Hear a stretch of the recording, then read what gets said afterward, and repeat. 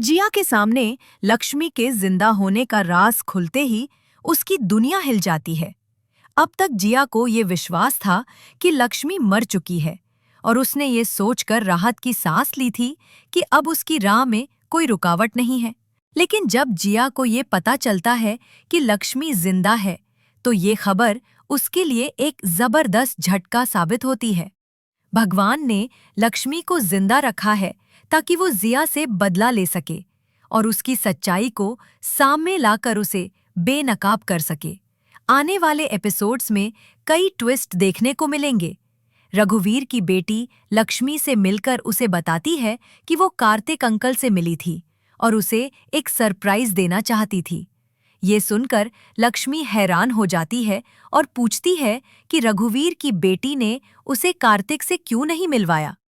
तब रघुवीर की बेटी बताती है कि उसने मिलवाना चाहा था, लेकिन जिया की गंदी आंटी ने उसे धक्का दे दिया। इस पर लक्ष्मी की नजरें जिया पर जाती हैं और दोनों के बीच एक तनावपूर्ण पल बन जाता है। जब जिया को ये पता चलता है कि लक्ष्मी जिंदा है, तो उसे ये विश्वास करना मुश्किल हो जाता है। जिया को अब तक यही लगता था कि लक्ष्मी मर चुकी है, लेकिन अब उसे ये खटकता है कि लक्ष्मी जिंदा है और वो उसकी योजनाओं को पूरी तरह से पलट सकती है। जिया को ये डर सताता है कि कहीं लक्ष्मी और कार्तिक मिलकर उसकी सारी साजिशों को नाकाम न कर दें। जिया के मन में अब ये सवाल उठता है कि वो इस स्थिति का सामना कैसे करेगी।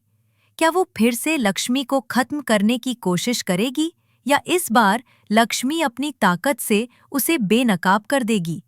अब जिया के पास कोई रास्ता नहीं बचता और वो किसी भी हाल में लक्ष्मी को अपने रास्ते से हटाने के लिए तैयार हो जाती है।